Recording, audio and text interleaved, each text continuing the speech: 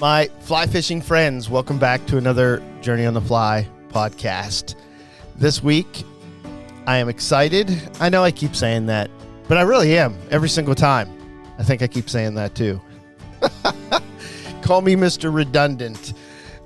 Either way, I am looking forward to this conversation with Mr. Brooks Robinson, who is Cortland's frontman for their Hooked podcast, which I highly recommend.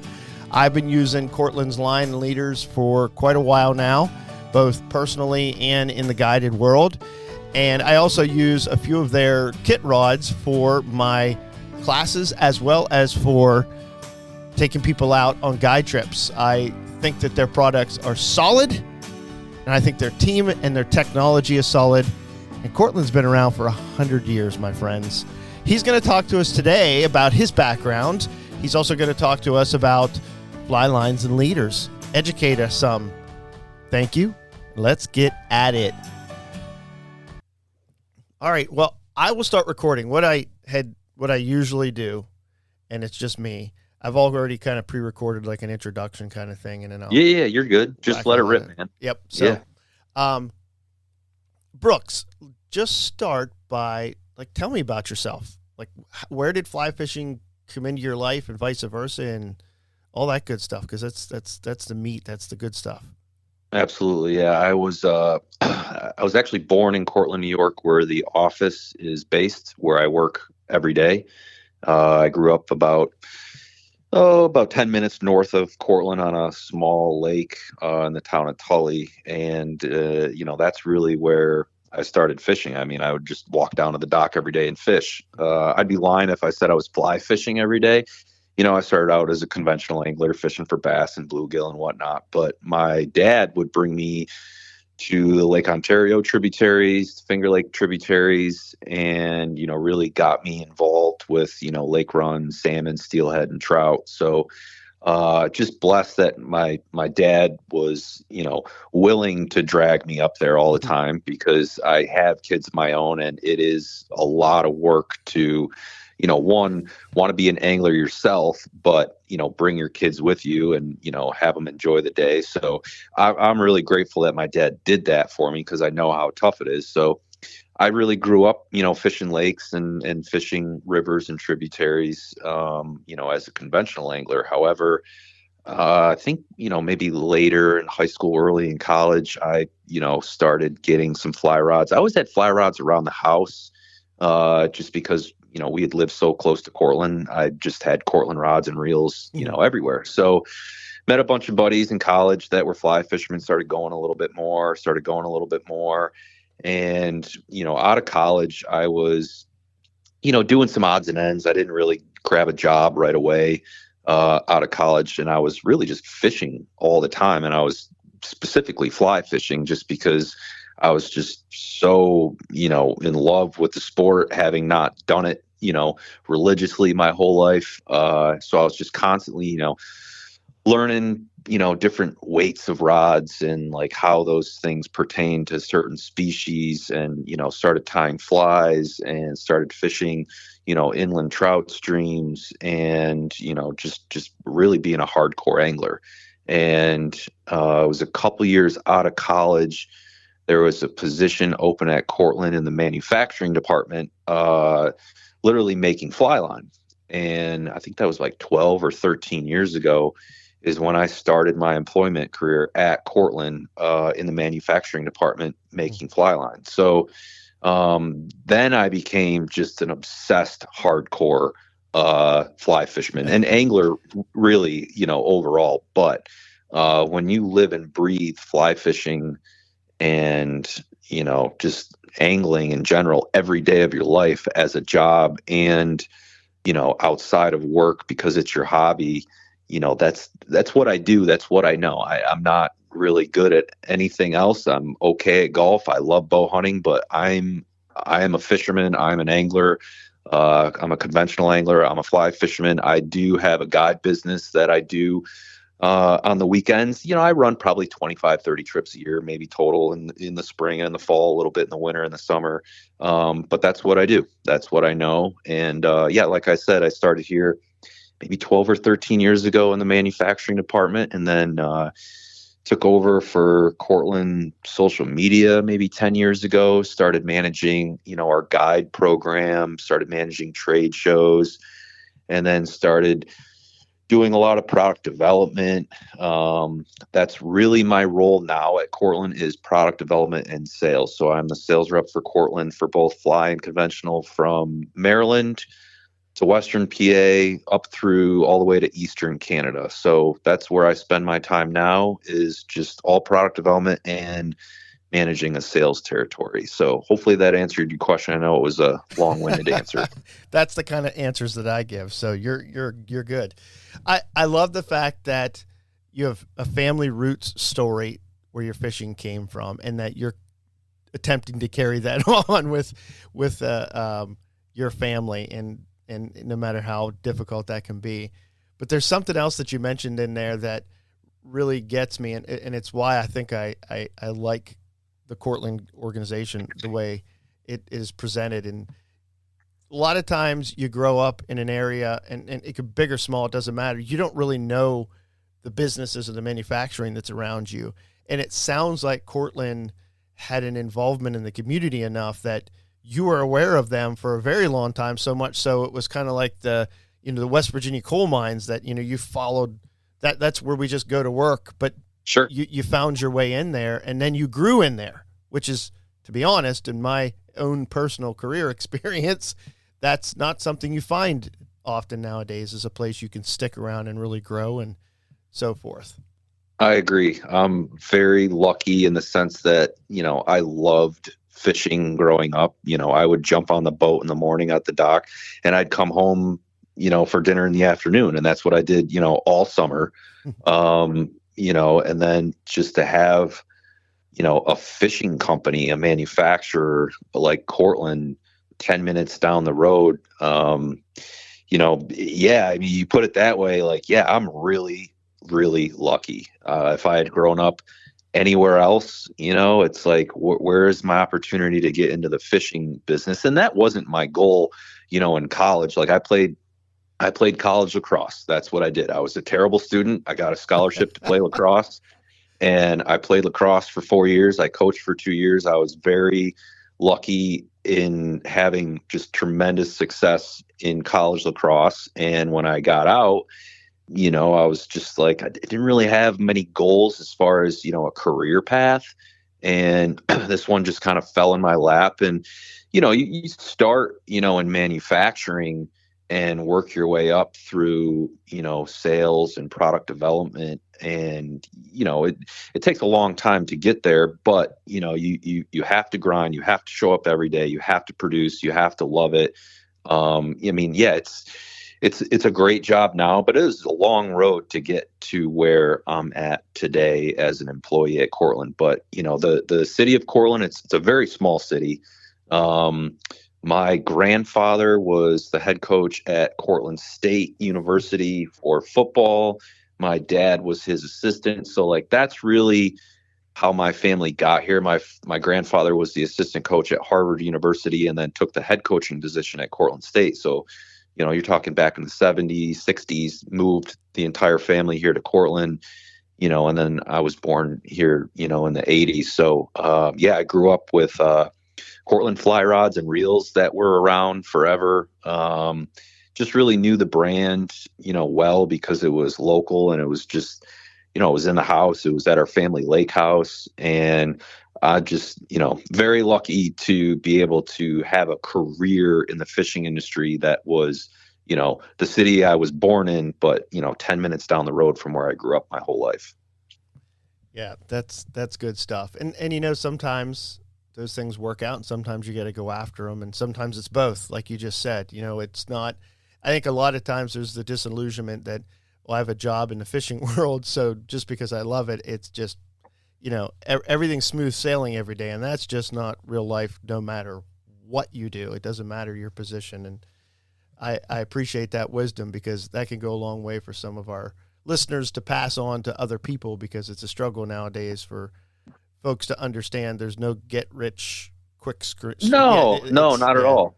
It's not at all. You're exactly right. I mean, the listeners were probably like, man, this guy's so lucky. He's got the best job in the world. And I really do. But don't get me wrong. Like there's, some tough days, man. Like manufacturing is not a smooth sailing process. There's, especially since COVID with, the constant change of, suppliers and, now tariffs. And, I do handle a lot of, the employment process in certain parts here. And, I manage probably 180 active wholesale customers. You're talking 180, if not more, when you include shop managers, individual personalities. I sell everything from entry-level fly fishing goods right up to conventional fishing braid that's used for the commercial bluefin tuna market. So, understanding fisheries and how the quota for bluefin is going to affect my business, to understanding, the droughts for inland high mountain brook trout streams. Like I said, in order to excel in this job and career, you have to live and breathe it every day. You have to obsess over it in order to be successful. Right. Yeah. And just understanding the fisheries is like, I kind of nerd out on it. I really do enjoy understanding, like, the striped bass migration, the bluefin migration, the Lake Ontario or Great Lakes, tributaries, inland trout streams. I mean, there's a million different things, and right up to, conventional fishing for smallmouth bass on the St. Lawrence River. It's crazy. I come to work every day and I could literally start something new every single day and not finish that job for multiple days. So it's great to work here, just in the sense that there's never a dull moment. There's always something new or something different that needs to be addressed. But it's still work, and I have 3 kids at home. My wife has a full-time job. It's not like, I'm sure some people think, I just get to go fishing every day. That is far from the truth. But it does have its perks. Again, when you work for an industry that you also do as a hobby, like the only other thing I guess would be, working for a hunting company or working for a golf company. It's probably the only other 2 businesses or industries that I could potentially see myself in, just in the sense that, my hobby is also sort of my career. And yeah, just super lucky. I love it. I appreciate that an awful lot. I think that'll go really far with some people to help them out, kind of see things for themselves going forward in different industries. And because that's a difficult thing, trying to figure out, as the little old adage that, find my place in the world kind of thing. It's going to take some grit. So thank you for that. Well, Brooks, you've been working for Cortland now for how long? Man, it's been a long time, but I would say somewhere between 11 and 13 years. They all blend together. I remember I started, like I said, about 11, 13 years ago on, the kind of the opening day of trout season in April. That's the only reason why I know when my employment started, because there was a significant date to that time frame. So yeah, I've been here, like I said, 11, 13 years, somewhere in there, a few years in manufacturing, and then the rest I've been in sales and product development. And, we're a small company. I think there's 25 to 30 employees here between the office and the manufacturing plant. We work all very closely together. I wear a lot of hats in addition to just those 2 big job titles. Those are the most, daily tasks that I have is sales and product development. But, I was just out and shipping before I took this, call today for an hour, just making sure things are going right. I'm sure I'll find something else to do here before the day ends that has nothing to do with sales and product development. But yeah, I've been here for, a dozen years anyways. All right. Well, I know that we can go kind of see a brief history with some really great photos on the Cortland Line website. But from your point of view, and from just introducing Cortland to a lot of retailers and different people at trade shows and stuff, give us a little bit of Cortland's history, because it's not a company that started yesterday. No, you're not wrong. And, in today's day and age with, the whole digital factor with the internet, and I don't want to sound old, and just the ability, I think a lot of things have changed as far as like companies popping up and they come and go, but the ability to market yourself digitally and also the ease of sourcing products, no matter what industry you're in, has gotten so much easier, right? If you want to be a t-shirt company, there's a million places you can go get t-shirts made. If you want to be a fishing company, there's a ton of places, both domestic and overseas, that you can slap your name on and be a fishing company, right? But Cortland started in 1915 as a sporting goods company, and it essentially evolved into a line manufacturer, both braided fishing line for conventional fishing and fly fishing products. So I think started in 1915. In the late 30s or 40s, I forget, World War II, we took a government contract and changed over all of our braiding machines for the government for wartime efforts. So we essentially started braiding bootlaces, candle wicks, bomb cord, parachute cord. So there's some really cool history there as far as helping out the military in World War II. And then after that ended, we obviously changed back to all fishing products. We braided conventional braid, like I mentioned, Dacron back in the day, extruded monofilament, and applied a PVC jacket to what used to be a braided silk line for fly fishing, and essentially created the first ever PVC coated fly line. And then things evolved, over time. The advances in fibers for braid, we were one of the first to use Spectra fiber for super braids. That's basically the fiber that is still used today. Obviously incredible advancements in fly line technology. But yeah, we've been in business for well over 100 years. We were some of the first to do a lot of things in the fly fishing industry.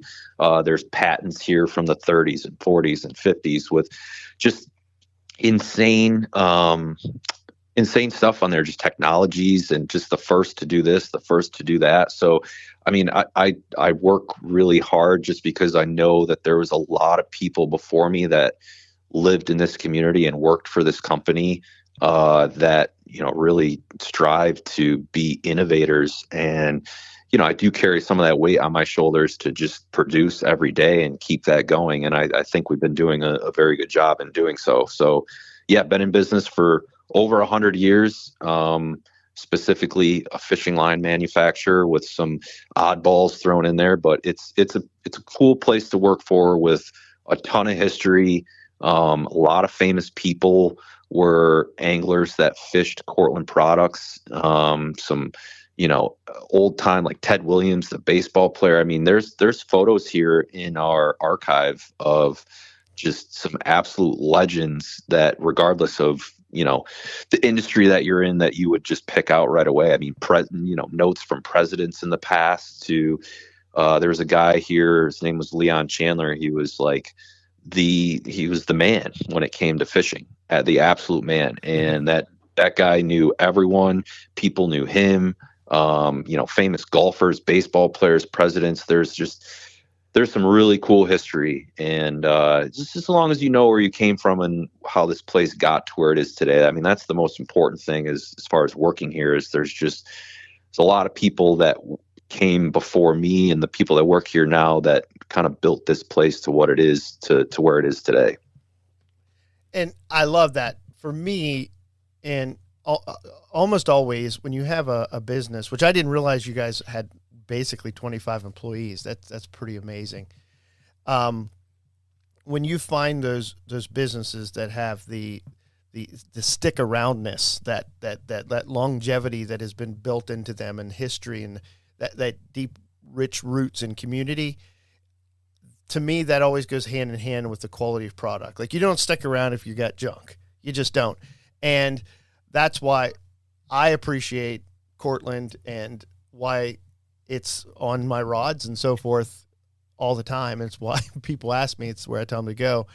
And which kind of brings me to some more, I guess, some more semi-technical questions. Like, I just noticed, I don't even know why I never noticed this before on the website, but you guys have, and you might be the only ones that have this, it takes the guesswork out of figuring out what fly line, because it can be, especially to somebody new, and I want you to speak to that, coming into the fly fishing world. There's a lot of moving parts in fly fishing in general. Everybody thinks that they can't do it because it costs thousands of dollars to get involved, and it can if you're a wild man and you want to go that route.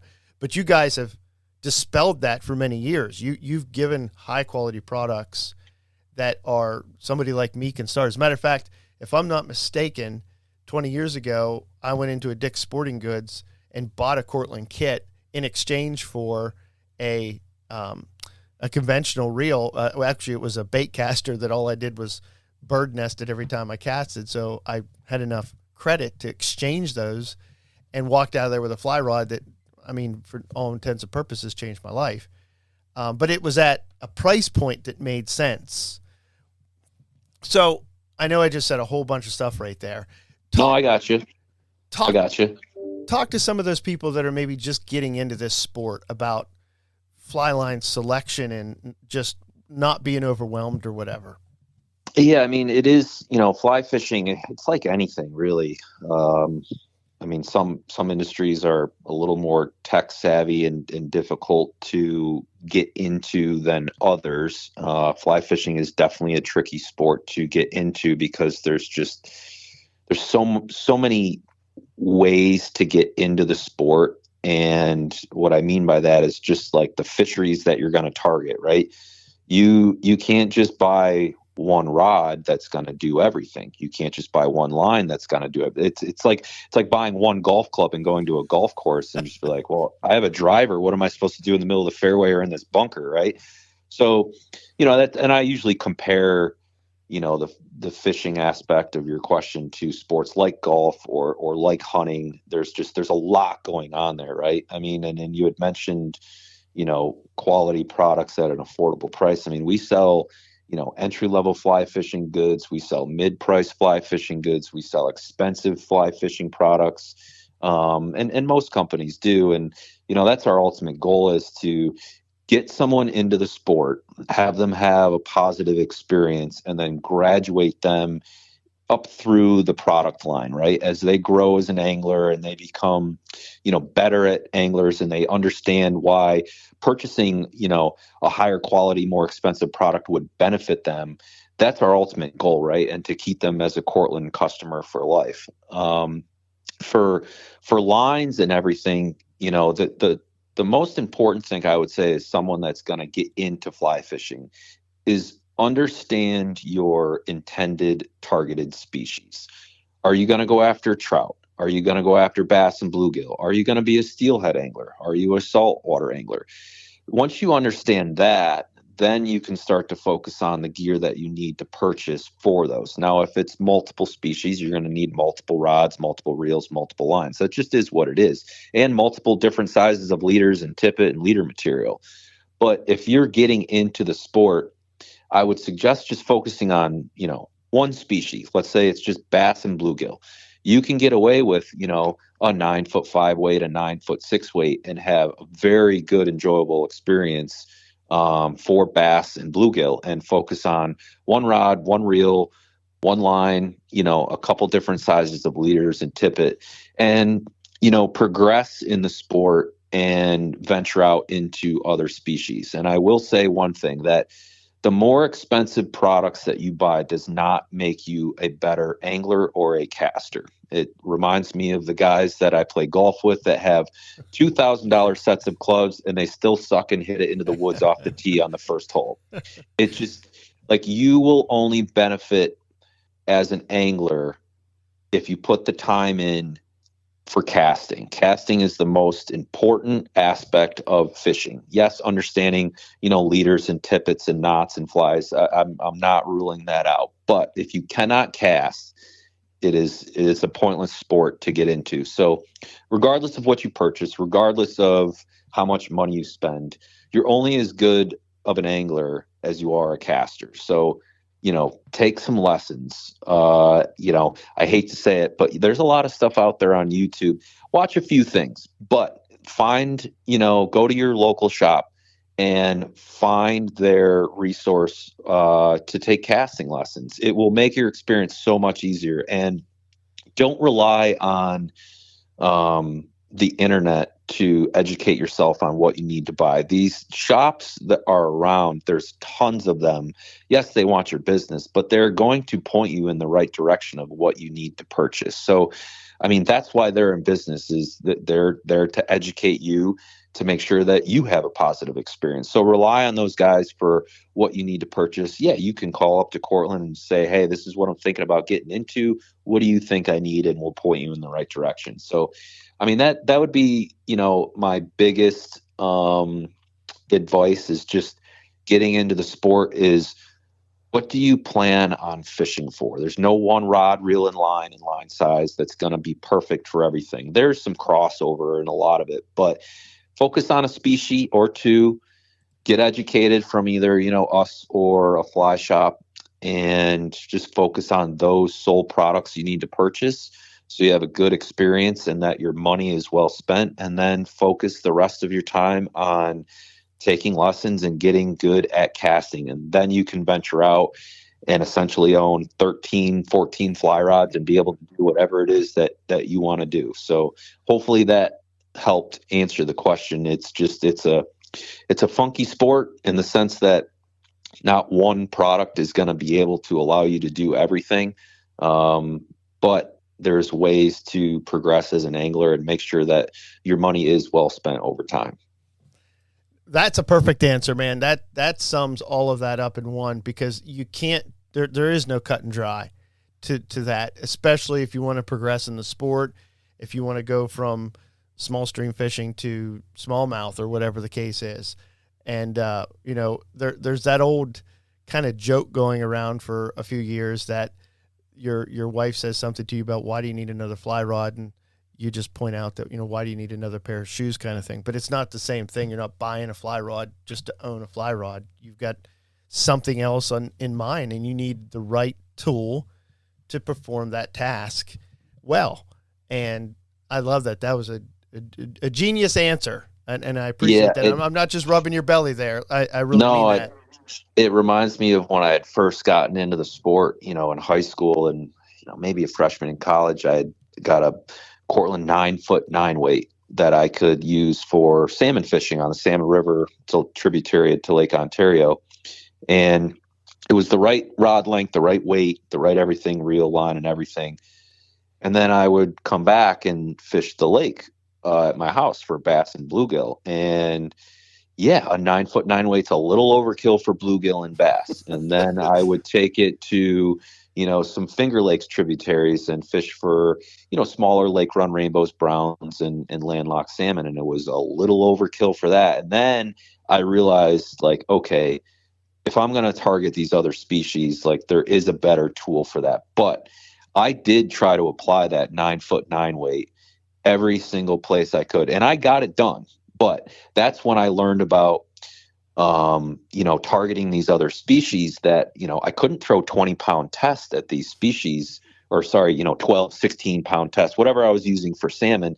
They were too smart. And then I would drop down to tippet sizes to catch these fish. Well, a 9-foot 9-weight doesn't protect 4X tippet very well. That's not what it's intended to do. So I kind of self-educated myself and understood, the flexes of rods and the ideal leader and tippet size to use. And then I would bounce over to this species and say, well, if in order to fool these fish, I need to drop down in light line because they're smart and they see well, but it doesn't work on this 9-weight. So I need to have a 5-weight. And then it kind of just snowballed in, it clicked for me, you know what I mean? But it took a long time for me to, it took 3-4 years for that thing to click, where you can speed that up if you hire a guide, if you hire, a casting instructor, if you have a fly shop that, you rely on for information.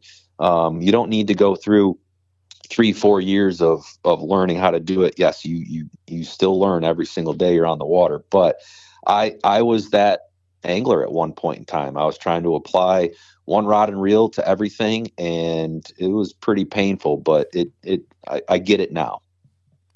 And I want to say something about that. We just did, I was introduced to this gentleman, Chris Cook, and he has an organization he started a few years back, about 5 or 6 years ago, called Outflow Inc. And what he does is he takes his passion and the life-changingness of the great outdoors and wants to get families an opportunity to experience that through fishing. And so he created this event, and he raises a ridiculous amount of money. They put almost, I think it's like 1.5 tons of fish in 1.5 miles of stream. And these kids get to fish this, just them. They're the only ones that are supposed to be throwing line, whether it's conventional or fly. And for 5 years, he's been doing this. And this past weekend, on Sunday, there was 425 kids registered along the stream fishing. And there was the 2 boys. There wasn't as big of an outcome this year, interest in the fly fishing. There was a lot of repeat offenders, which is completely good. I got the kind of 2 brand new kids. These 2 boys showed up, and the kid's like, okay, I just pulled this fly rod out of my dad's shed, and I don't know how to use it. And I swear it weighed like 50 pounds. I was trying to cast it, and I'm like, oh my gosh, somebody's going to die with this thing. So we were fishing for a while. We were working on some things, and then he makes a cast, and the thing breaks in 2. And the reason that I bring that story up is to kind of tie 2 things, I think, together right away that you've already kind of mentioned beginning to this point, is that you're going to want other fly rods. You're going to want a fly rod that is quality and does the job that you're trying to. And for that boy or that boy's dad to keep in mind that you don't have to go out and buy the best you don't have to go out and buy the most expensive, because as you said, it's not going to make you a better fisherman. But for that dad that sees that passion, when that kid looked at me and he goes, yeah, I don't think I'm going to fish any other way now, because he had caught some of the hardest fish to catch that day. There was like another 6 kiddos that were being instructed to try to catch these fish in this one pocket, and they would not respond. And I told these kids, it's like, we're going to catch fish out of there. We're just going to have to figure them out. And sure enough, these 2 boys who had never touched a fly rod found themselves connecting with these fish.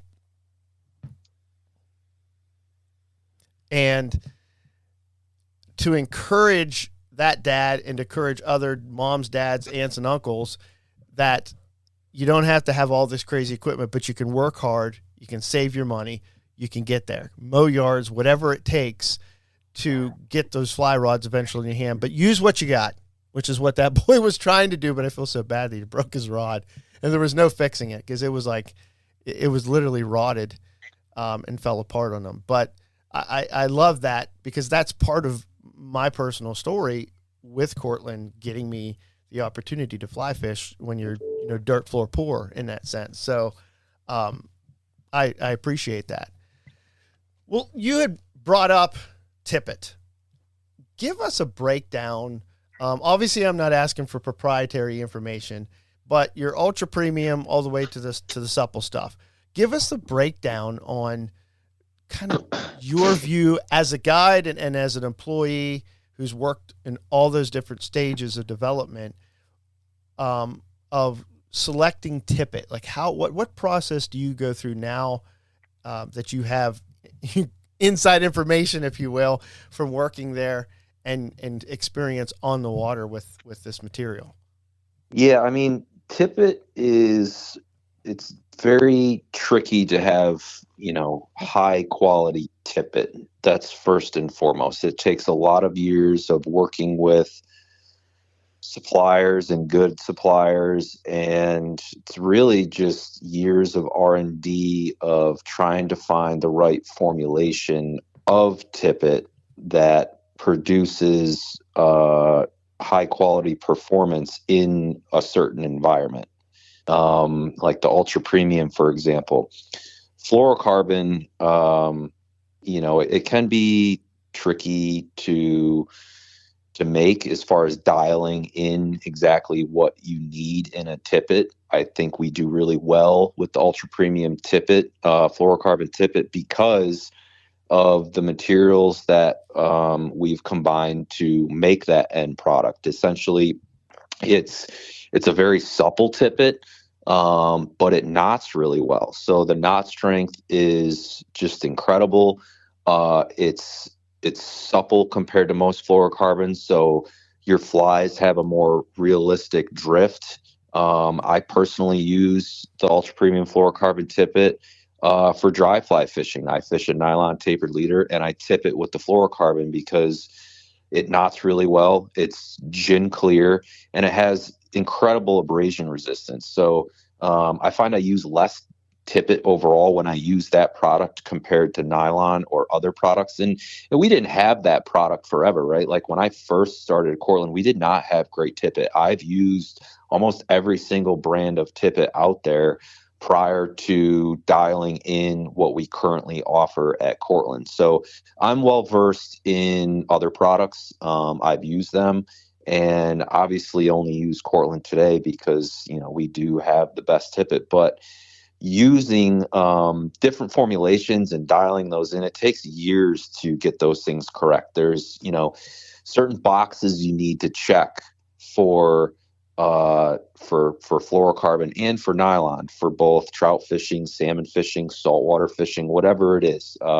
Stiffness, suppleness, abrasion resistance, clarity, knot strength. There's, you know, probably 5 boxes you need to check. And, you know, depending on what leader material or tippet it is that we're trying to develop and where it's going to be used, that's really where like the R&D stage comes in, and how to formulate the proper, you know, additives and bases, and coming up with the best possible product you can for how it's going to be used. So that's really long and short of it. It's a long process of, you know, keying in on certain, you know, suppliers, and then formulating, you know, these different products together and finding the right balance so that you essentially end up with the best possible scenario that you can in a leader material or in a tippet for its intended purpose, if that makes sense.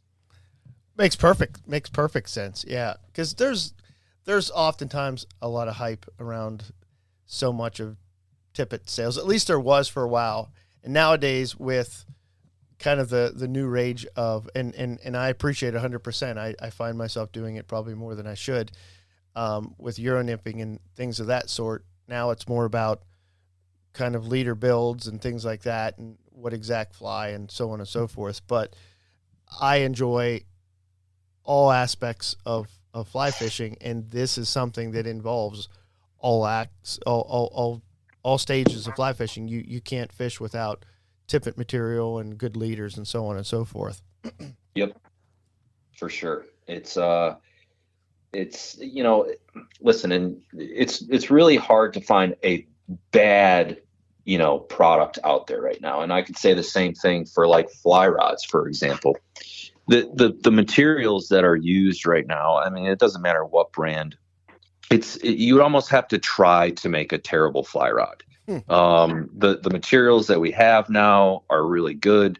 Suppliers and manufacturers are very good at what they do. You know, there's a lot of quality products out there. It's just, you know, what brand obsesses over trying to make it perfect, and that's what makes that whatever end result product better than others, or the best. And, you know, that's what we try to do here every day as far as an R&D product development, is just like, how can we make this better? Even if it's an existing product or a product that doesn't exist, sometimes it takes years to do it, just from the sense that, okay, we're going to try this, and then you get it and you test it, and here's what it doesn't do well. Okay, what can we make with this end product that will make that better, right? Whatever it is, maybe it's knot strength, maybe it's more supple, and then you get that product in and you test it and you say, well, this is better, but what happened is it made this other aspect, you know, now it doesn't have as good as abrasion resistance because it's too supple. Or so there's this constant give and take with the boxes I explained that you need to check, right? And it can be tricky, and it can take a long time to perfect things. And that's what makes products really good, or makes products just average. Well, I have two more question statements. I guess the first question here to kind of start heading us out is, do you have a fishing story of maybe it's a particular fish or an event, or maybe it was just a trip, a group of people, whatever the case is, that is just going to stick with you forever, that when you have one of those maybe stressful days in the office, you can kind of take yourself there, if you will, in your imagination, and kind of resolves a little bit of the anxiety, take a deep breath and move forward kind of story? Man, I have, so many, just because I've worked here for so long. And then, when you're a fishing guide on the side and you're dealing with, like I said, I only do 25, 30 trips a year, but there's sometimes I do group trips for salmon fishing where it's 4 guys. So when you start adding up, 2 to 4 people times 30 times a year times, 6 years of doing that, there's, a million different stories. But one that it's kind of my own fault, but I get a kick out of it because I tell my buddies that I went with that didn't actually know what was happening. It was like maybe 6-7 years ago. I went offshore tuna fishing in New Jersey with one of my shops and a few buddies, and I jigged up 3 bluefin and kept one that was about 65 pounds. And they were taking the boat up to Cape Cod the next day. So they're like, listen, you got to take this fish. Like we can't deal with it tonight or tomorrow.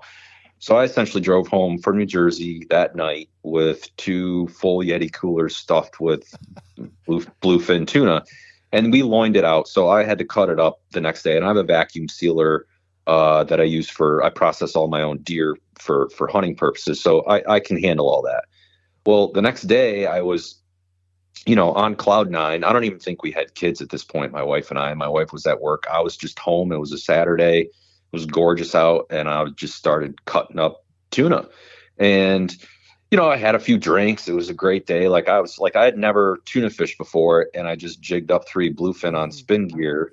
And actually, none of my other buddies on that boat that knew what they were doing, they didn't catch fish that day. So I was just like, on another level of just like, I was stoked. And now I'm cutting up bluefin tuna in my backyard in Syracuse. So I have a couple drinks. It's gorgeous out, and I just get this screaming headache. And I'm like, I'm drinking like Trulies or White Claws, like a basic, drink. And I have a few more and a couple more, and it's gorgeous out. And I'm just absolutely just like, I had to stop what I was doing. I put the fish back on ice. I went inside and I took a shower.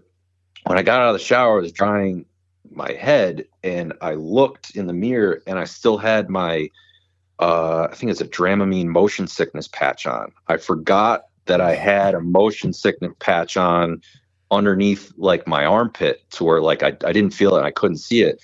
Well, the last thing you should be doing on that is having alcoholic drinks. And I was in a world of hurt for like 2 straight days. Because I had a few drinks with a Dramamine or with a motion sickness patch. And I mean, it's hilarious now, but at the time it was a rough 2 days. It was essentially, the worst hangover anyone's ever had for 48 hours. So that's probably my favorite story, just because it's my own stupidity. My buddies that I fished with that day think it's hilarious because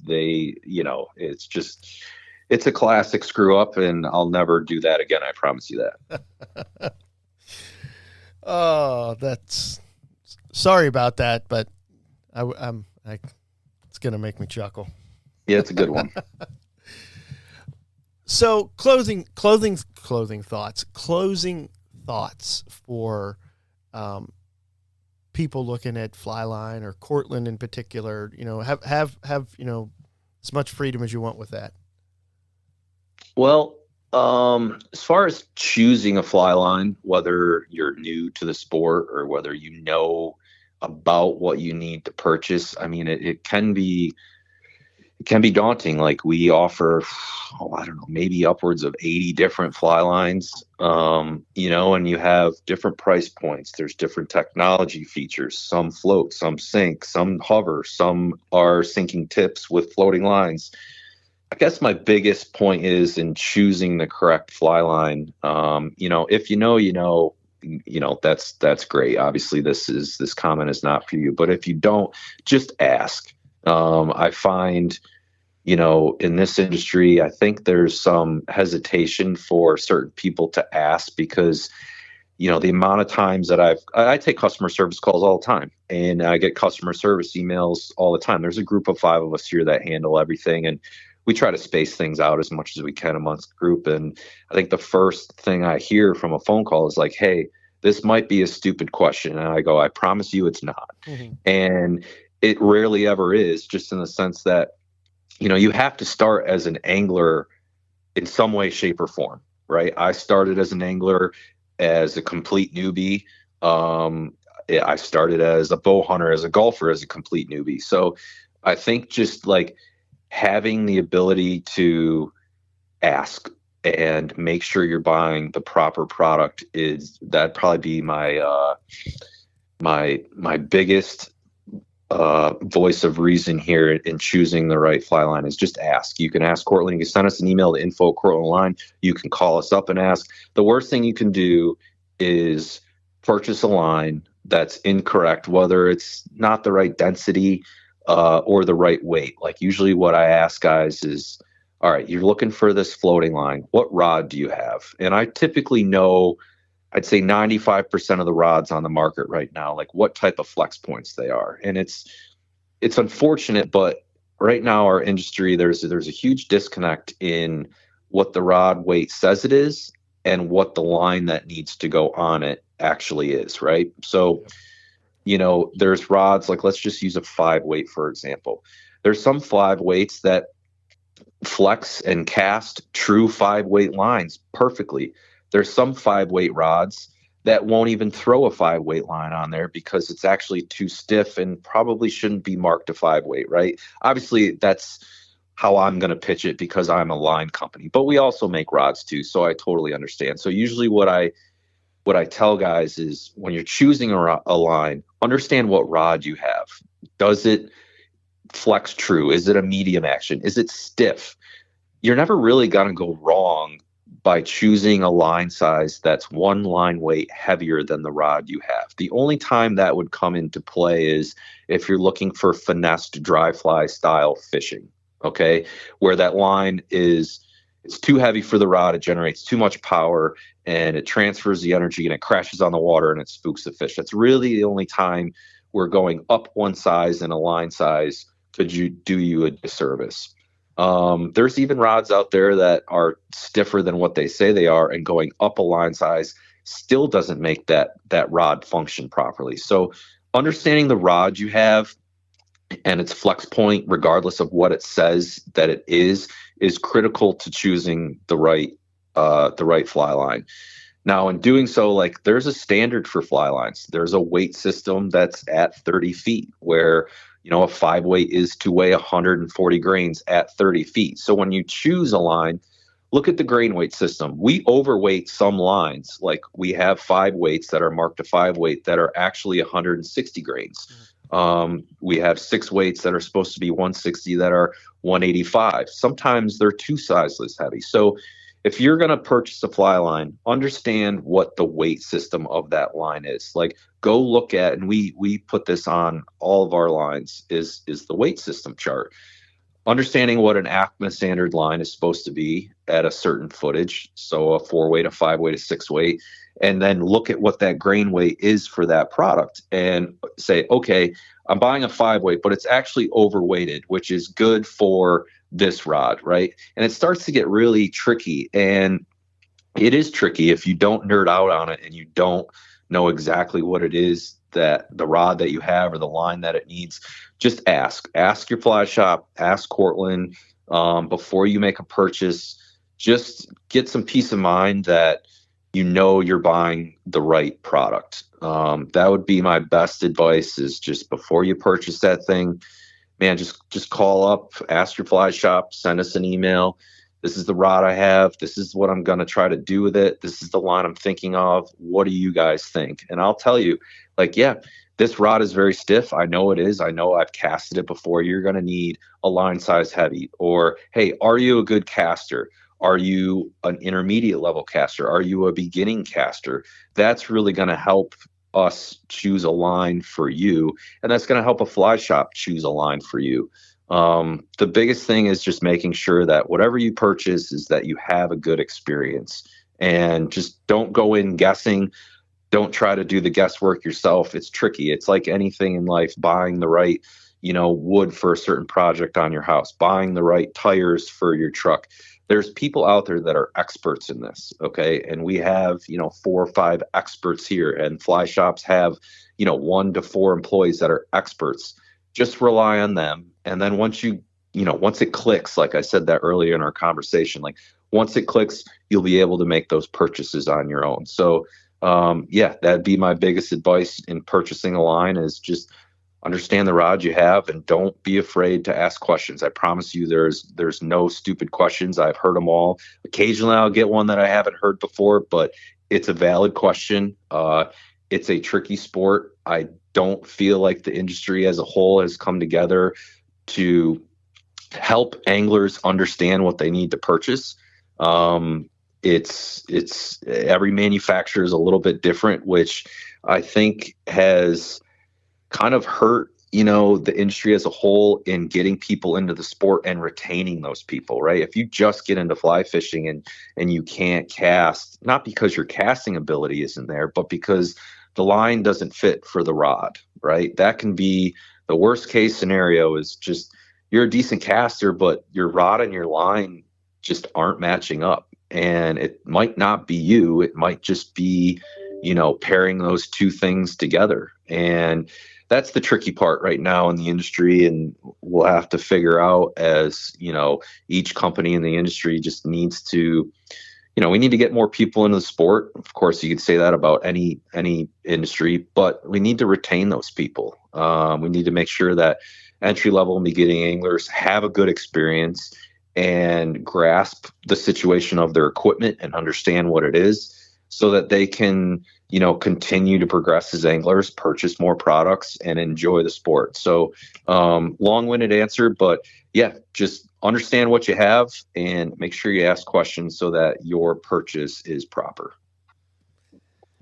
That's spot on, my friend. I really appreciate that. The educational side of things, helping people grasp this, not dumbing it down, but helping people have realistic expectations and places to go as resources, such as not hotlines, but customer service from manufacturers and your local fly shops. Man, that's what we're supposed to be here for. That way people don't feel intimidated then when they have that knowledge. So thank you so very, very much, man. No, I appreciate it. Hopefully what I said, helps some listeners out there feel a little bit more comfortable in terms of, how they're going to purchase their next product. And, there's a bunch of guys here that are happy to help. Like I said, there's 4 to 5 of us that work in customer service every day. And, we want you to purchase Cortland products, but we want you to feel comfortable in your purchase and make sure that your money is well spent. So, I'm happy to help. I know the guys are here too. I know other brands are happy to help. I know fly shops are happy to help. Like that's going to be your ticket. Unfortunately, the internet is very easy to go on and try to self-educate. There's some good information out there, and there's a lot of crappy information out there. So I would avoid doing that if you're getting into the sport, and just rely on the experts. And it's okay to call around some different fly shops and different companies, and hopefully everyone's opinion from those places align, and you can make a comfortable purchase and have a great experience. Right on. And I will make sure, from doing some digging, that people have a means through this podcast and the show notes to get in contact and reach out and see all that's available for them. Sounds great. Yeah. Really the biggest thing, you can just jump on cortlandline.com, see all our products there. You can shoot us an email, info@cortlandline.com. Our phone number is on our website. You can follow us on Facebook, Instagram. I think we have a YouTube channel. I'm a host of a podcast called Cortland Hook, the podcast. There's a lot of ways to find Cortland, and there's a lot of ways to get a hold of us. So, just shoot us a note or give us a call, and we'll be happy to help. Brooks, thanks for your time, man. I really appreciate it. Anytime. What a great story. What a great discussion. I'm excited for everybody to download this. And I don't mean just the podcast. I mean the great information that was just given to us by Brooks. Thank you so much, sir. Again, thank you, Cortland, for providing great products. And by the way, even though I probably should have said this up front, Cortland does not sponsor this show. This isn't a, hey, bring them on because they're paying for something.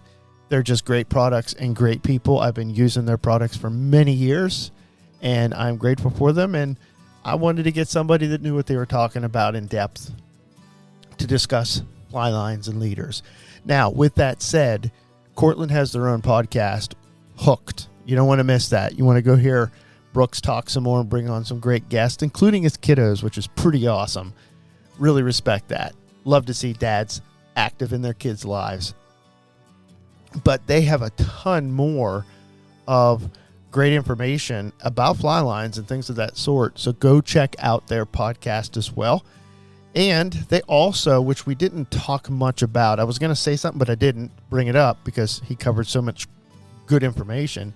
Cortland has a line selector, a calculator, if you will, that is on their website. And you need to check that out. It simplifies some things for people because there is a lot of selection. There's a lot of good engineering that goes into all different types of fishing, species, casting, fly rods, and so forth. So it ends up that there's a lot of lines out there to select from. And let's not make it confusing, but then let's also realize what Brooks emphasized. Fly line matters. So if you go into a fly shop and they just want to hand you some basic line to go with a fly rod, I'm going to tell you to stop there.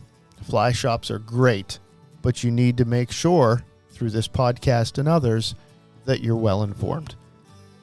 So friends, I'm going to let you hang out. Thanks for listening. Please pass this on. Really appreciate when people share this. If the data and the information and the stories are helpful or encouraging and so forth, let me know. Man, shoot me an email, adam@journeyonthefly.fish. And the platform that you're using it on, this will literally take you less than 2 minutes. I would ask you, go leave a honest review, and we ask for 5 stars. Till the next time, remember, it's not about the destination, it's the journey that makes us. God bless.